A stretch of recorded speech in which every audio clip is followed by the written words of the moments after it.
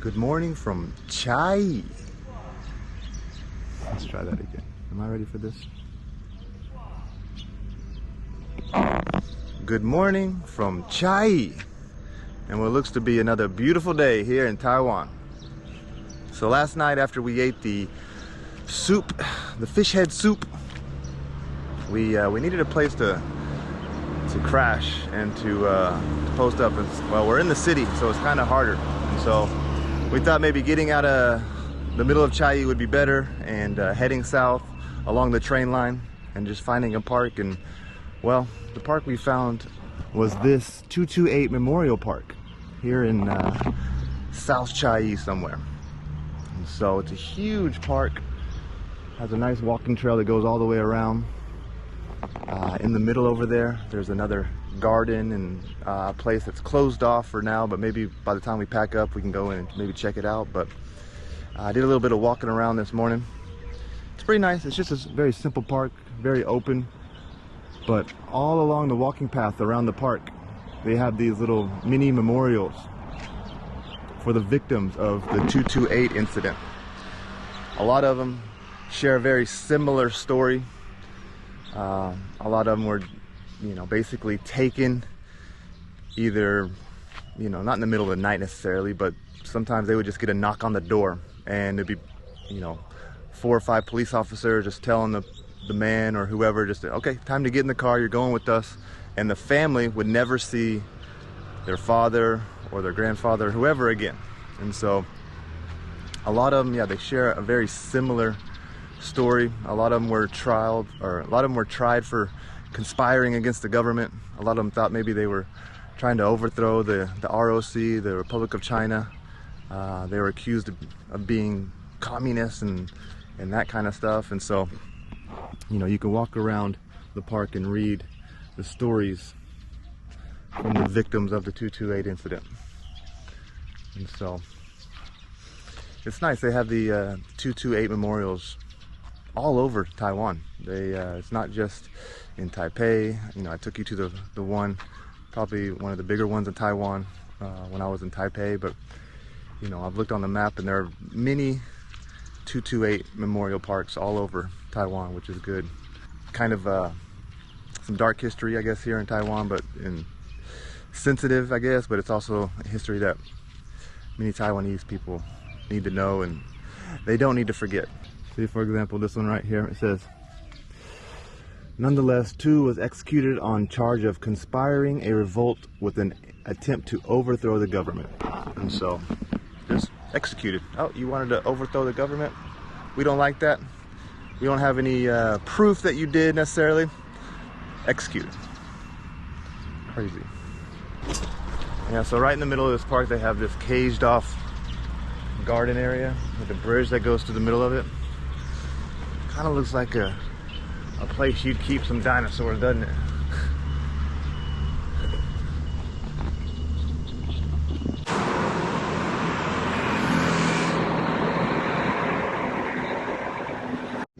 Yeah. The boy's not happy, is he? Yeah. No. So our idea of going to the first station out of Chaiyi and hopping on a train and going to Tainan failed. Apparently, you can't take the bicycles on just any train. I learned that at the airport, and I guess you have to take it, you have to embark and put your bike on a train at Chaiyi and then Xinying, I don't know. Just not at these small stations, you're not supposed to do it, I guess. So we're not gonna go back to Chaiyi because we don't like going backwards, so we're just gonna go further on down. It's about a 50-minute ride to the next big station, the next big town, I guess. And yeah, that's what we're gonna do. And so this mom and this child, they had the same problem, and the boy was not happy about it. Yeah, we're not happy either. Good luck. Okay, thank you. Bye bye. You're welcome.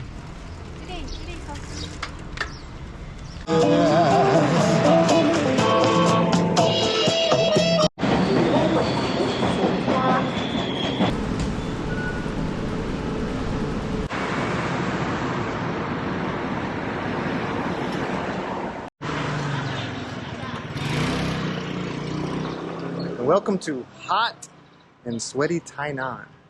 We just got here, and the first thing we want to do is go eat that delicious white, creamy fish soup that I love so much. And well, the place that James took me to, the place that we've gone a few times, for whatever reason was closed today, even though Google Maps said it was open. But that fish soup is famous in Tainan, and so there are many, many places that have that same fish soup. And then this is it right here. Hello. Hello. I want the big. And so I think the main difference from what I had in Taipei at the night market was that they cut up the fillets of fish, but here I think they serve them whole like this.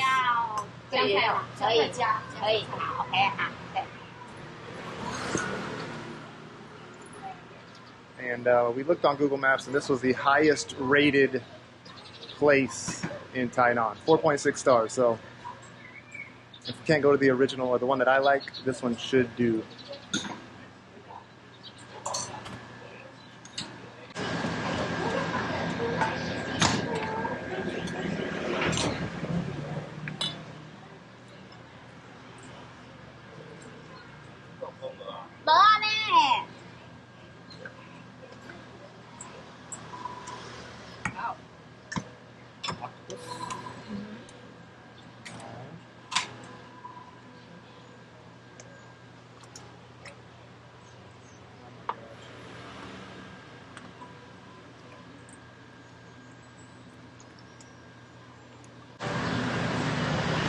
I think I should have got a small. That is freaking huge. Look at this bowl. It's freaking heavy too. Soup is so creamy. Let's see, we got some cabbage, some cilantro, fried octopus, big old pieces of fish fillet in there.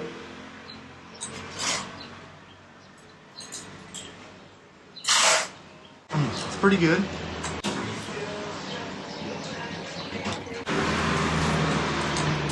So I got two different types of noodles.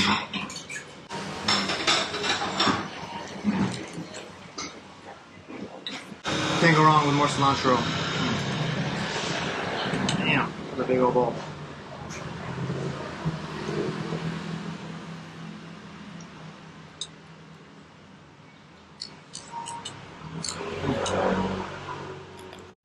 Eating hot soup in the hot Tainan is maybe not the best idea. I'm sweating bullets over here. But kind of, final verdict, I don't think it's as good as the original place. Maybe I'm kind of biased, but, and maybe I shouldn't have gotten two different types of noodles. I just feel like there's too much going on in here. And I don't know, it just doesn't have that wow factor like the other place does. And I don't know, it's still good, it's not bad, but I don't know, it just feels like it's missing something. Overall though, it's okay. Veggies are really cheap too. Basically, it's 5 kilos for 100 NT. So 5 kilos for about $3. That's ridiculous. And so, I mean, I don't know if it's all these. She's mixing them up and she's gonna give us the good ones, it looks like, but 5 kilos for little over $3. Mangoes. Are you kidding me?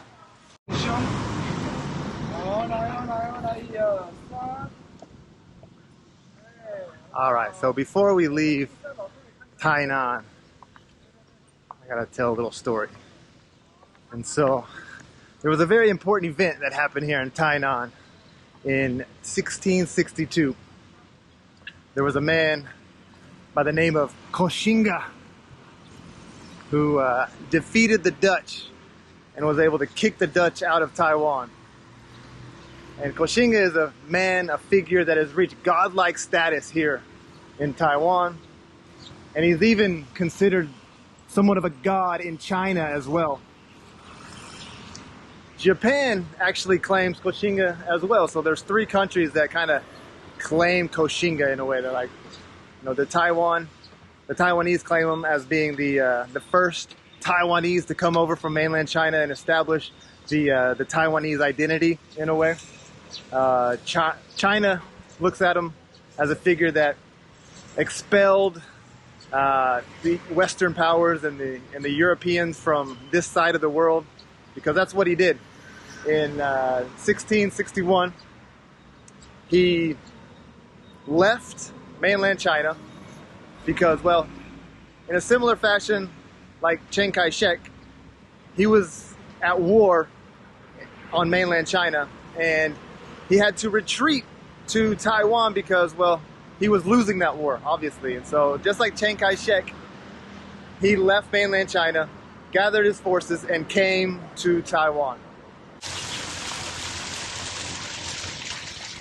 Fort Zeelandia is where the Dutch were stationed, was where their fort was, and well, he was able to seize that fort and kick out the Dutch. And so that's why the Chinese, mainland China, consider him somewhat of a god.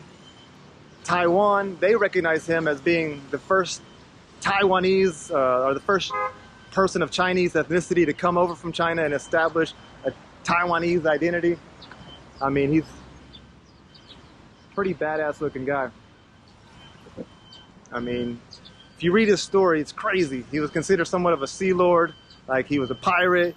He, I mean, at age 22, he had expelled and killed all his rivals to become the leader of his clan. Like, he was a badass. He was a badass. Why did the Japanese claim him? Well, his dad was a badass too, who ruled the seas before his son Koxinga did. And his son, I'm sorry, Koxinga's dad lived in Japan for a while and did trade in Nagasaki. And well, while he was there, he married a Japanese lady and gave birth to Koxinga. And so the Japanese used that when they came over here and colonized Taiwan for the 50 years from 1895 to the end of World War II, 1945. The Japanese used Koxinga to try to rally support for the Japanese here in Taiwan. The Japanese were good at that. they were pretty good at that propaganda. But yeah, Koxinga, very interesting story. You know, and just like I was saying, just like Chiang Kai-shek, he basically left mainland China to retreat and gather his forces and use Taiwan as a base to eventually go back to mainland China and win the war. You know, he was fighting, Koxinga was for the Ming dynasty, and at that time the Qing dynasty, the Manchu people, they were trying to take over all of mainland China.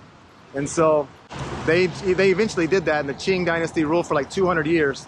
But Koxinga, he set up like a Ming dynasty here in Taiwan, similar to what they had in mainland China. His dad eventually switched allegiances, left the Ming dynasty, switched over to the Qing dynasty, cut his hair in the Manchu style, like they have to cut their foreheads, and like, actually his dad told Koxinga, like, hey, will you switch allegiances? We want you to, you know, fight for the Qing dynasty. And Koxinga was like, no, I'm sticking to the Ming dynasty. And well, he eventually died at a very young age, only 38 years old. After he expelled the Dutch, he just stayed here, and like, just like Chiang Kai-shek was like, all right, I guess it's pretty nice here in Taiwan. I'm just gonna stay here. And that's what he did. And the last little interesting tidbit about Koxinga, he wanted to have his son killed, and he actually tried to have him killed because his son was having an affair with Koxinga's brother's nurse or something like that. And so they actually had a kid too. And so this was all happening in Fujian over on mainland China. And so Koxinga was pissed, he was outraged, and so he sent some people over to mainland China to kill his son, the mother of the child, and the kid, and send them all back to Taiwan. You know, he wanted their heads, basically. And well, the people who were put in charge of this mission, from what I understand, they didn't go through with it. They were like, we don't want to kill the son, and the child, and I think they just killed the mother of the child. I think I think they killed the mother and the child, but left Koxinga's son unharmed. And so I thought that was kind of interesting. And well, Koxinga died shortly after that, and the son that he wanted killed took over the dynasty, took over power here in Taiwan and ruled for like another 20 years until he was finally kicked out by the Qing dynasty. Interesting stuff, I'm sure. Okay, we're gonna get out of here and we're gonna head to the station, and we're gonna go to Kaohsiung. And so yeah, we're just gonna skip a lot of this cycling from here on, you know, this coast. We want to just get down south, get to the beaches, and we want to get to the east coast eventually, and you know, cycle that, because we're running out of time. We don't have much time at all.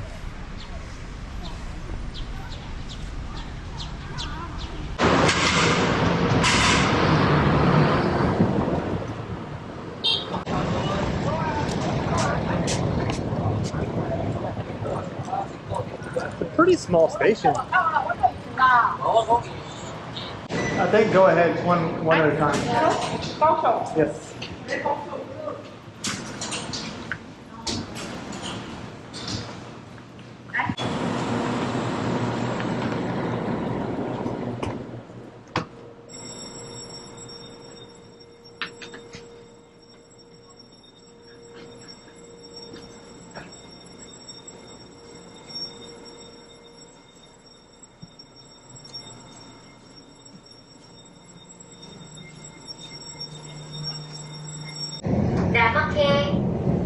한천 낙지